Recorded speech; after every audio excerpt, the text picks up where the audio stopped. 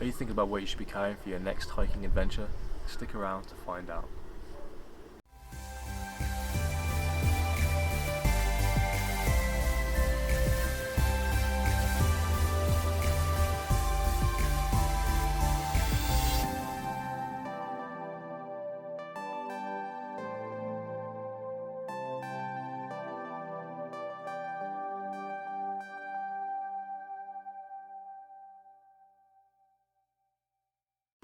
Hi and welcome to Matt's Adventures.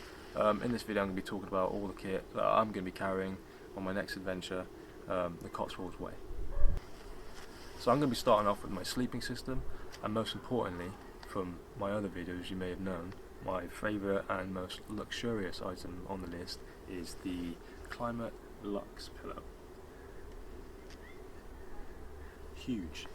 I did have a couple of others, some smaller ones. That was the problem with them, they were too small, and at home I have 2 pillows. So this was very important for me to get a bigger pillow, more comfortable pillow, and also they separate. So if you are a drooler, you can always take the outer cover off, like so, and then you can wash this bit. So that's perfect. It's always going to be in a clean condition. After every hike, come home, rip this off, throw it in the washing basket, and then it's clean. My next item is a Sea to Summit down sleeping bag.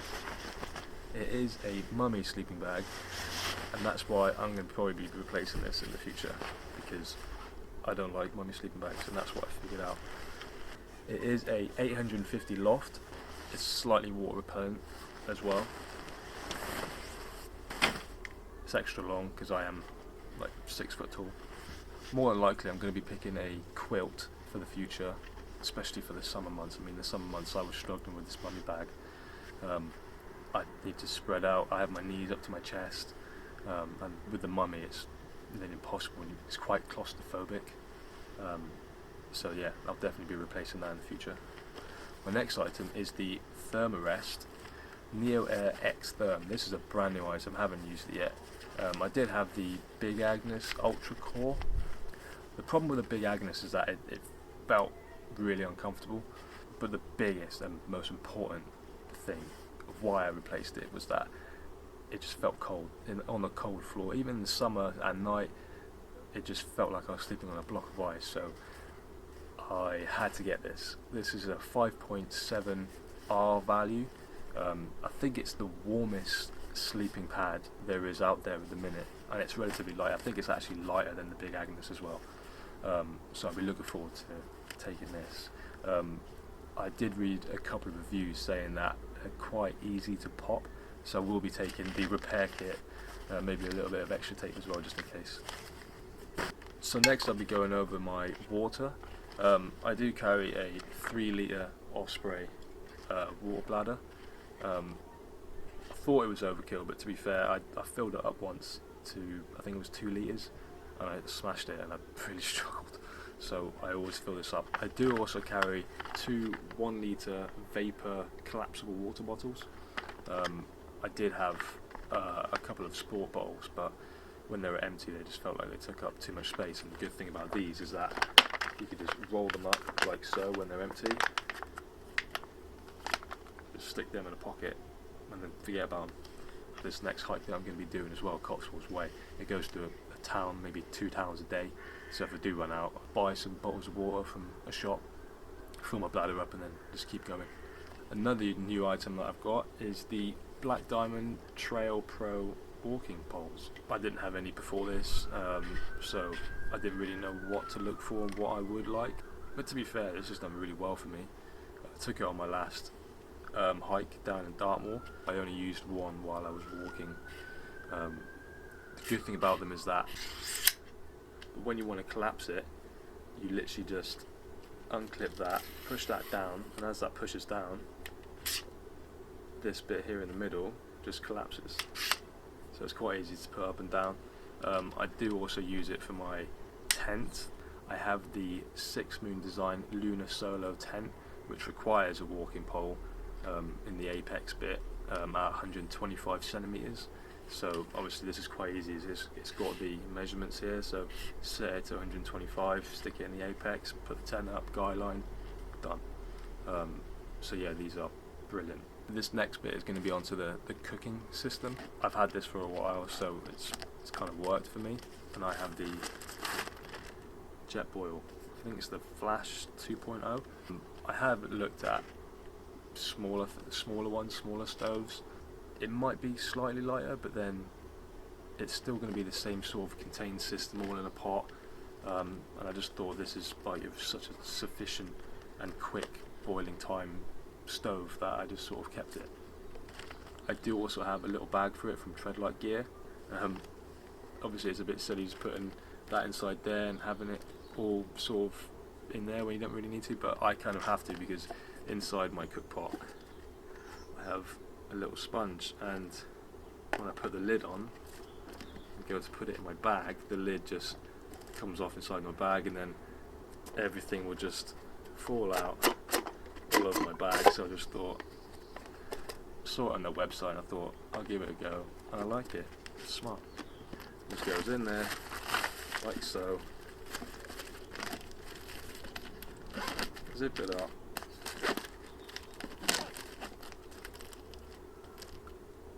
it's perfect. Thru-Hike gear. This is probably something that not many people like to talk about, but it's good to know. Pooping.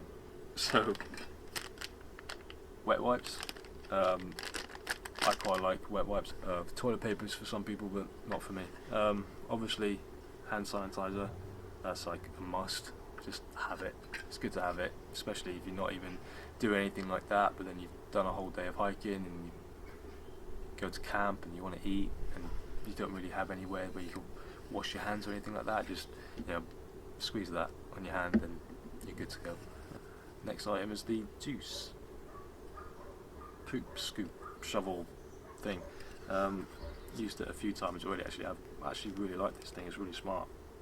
It's feels quite flimsy, but it's really strong. You can just break the ground, go around a circle, break the ground like that with that end, and you turn it around, and then just take about 6 inches of earth off the top, do your business, and then put everything back on, sorted. It literally weighs, what does it say, 0.45 ounces, which is 12.7 grams. Nothing, just might as well carry it, leave no trace and all that. Just get one, get good to get. Ultralight gear, they sell these, not expensive, I think they're like a tenner. Just put one in your bag. This is like quite a big item, but another bag from Thru-Hike gear. It's for all my food, and I'll show you. So it's going to be about 5-6 days.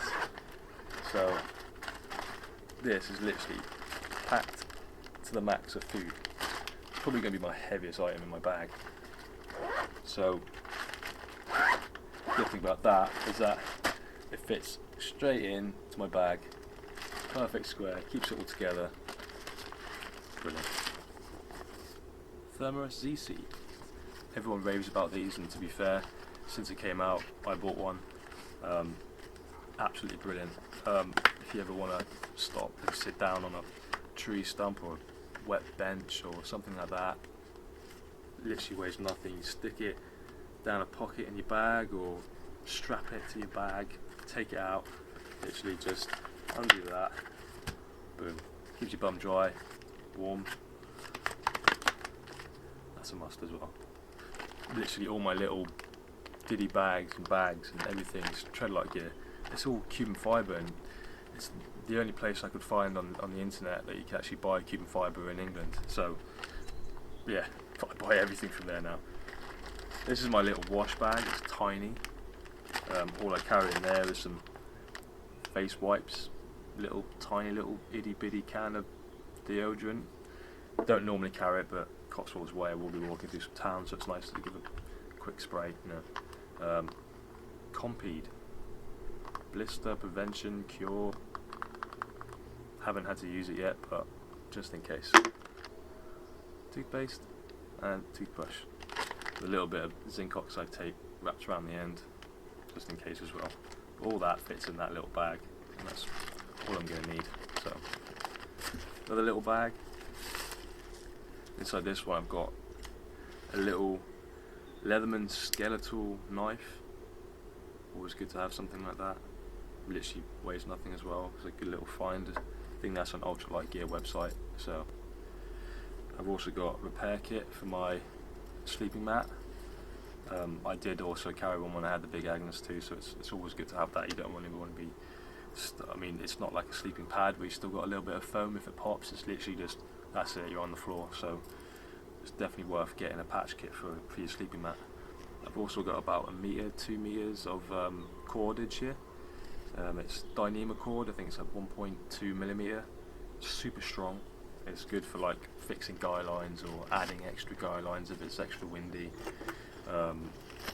Putting up some sort of washing line if it's a nice day and you know, hang some wet socks up or something like that.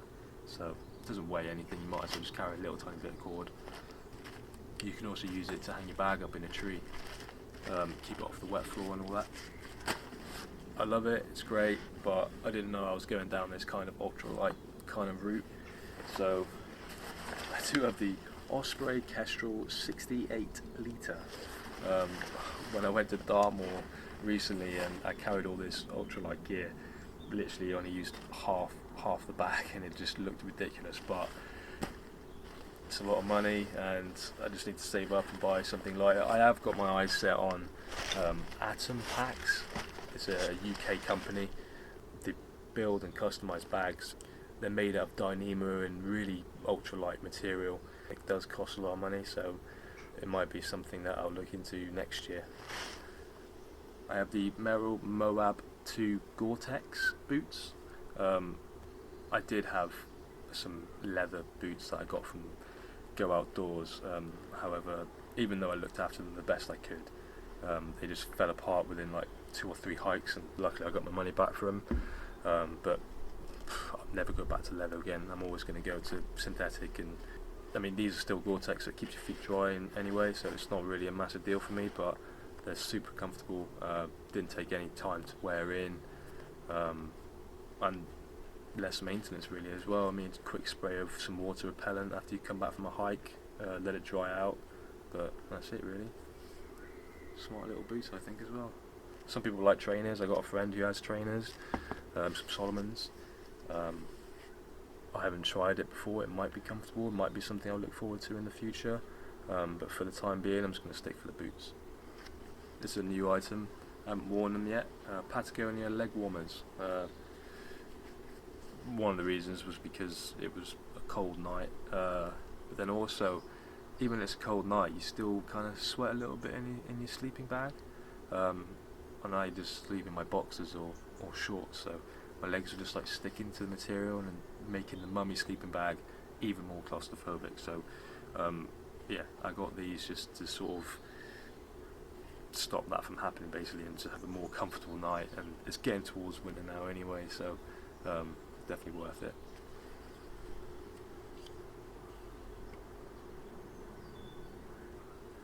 Berghaus raincoat. I do have the trousers too, but I don't take them. The problem with this is that it says it's breathable, but it's not quite breathable, and I'd probably like to have zips under the armpits, just the extra ventilation. But I mean, it is kind of light, it's not too bad. I stick it out the front pouch of my bag, so I just take it out when I need it. But yeah, it's definitely worth having some sort of waterproof layer, especially in England. Don't know when it's going to rain. When it's not meant to rain, and then it rains. Jack Wolfskin down jacket.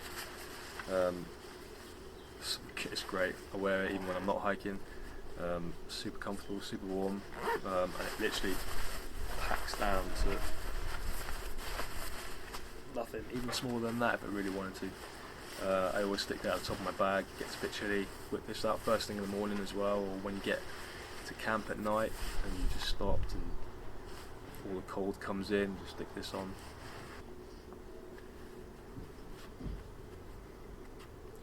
Always important to have a hat, even when the sun's not out, just to keep the wind off your head. So yeah, hat, it's a good item to have. Also a woolly warmer one for at night. in your sleeping bag, and definitely a warm layer, really thin warm layer. Worn this already on my last trip, probably saw in the video. Wore it for about an hour, 2 hours in the morning, and then the sun came out and then took it off, stuck at the top of my bag. So warm layer, definitely bring a warm layer, and a spare pair of socks. This tiny little item here is a trail wallet, big enough for a credit card, driver's license, a little bit of money. It's better than taking your big old leather wallet. You leave that in the car, take out the important things, put it in there, put it in the top of your bag. That's pretty much it with all my kit. I will go into more detail, a few items. At Cotswold Way, I'll review 2 items in the evening. Leave a comment down below which ones you want that to be, and I'll go into more depth with those items. I can't obviously do all of them, but maybe in the future, if you really want me to, just leave a comment down below and I'll do the best I can. Yeah, I hope you enjoyed this video. Hopefully you learned something from it. Maybe it verified some of the items that you thought that you might need. Take it from me, all these items are what I call like the minimal items that you should be carrying. Water situation, food situation might be different for you, but everything else is, I mean, you can't really take anything out of that, especially here in England. So yeah, hope that helped. If it did, press the like button down below, leave a comment, subscribe, and thank you for watching.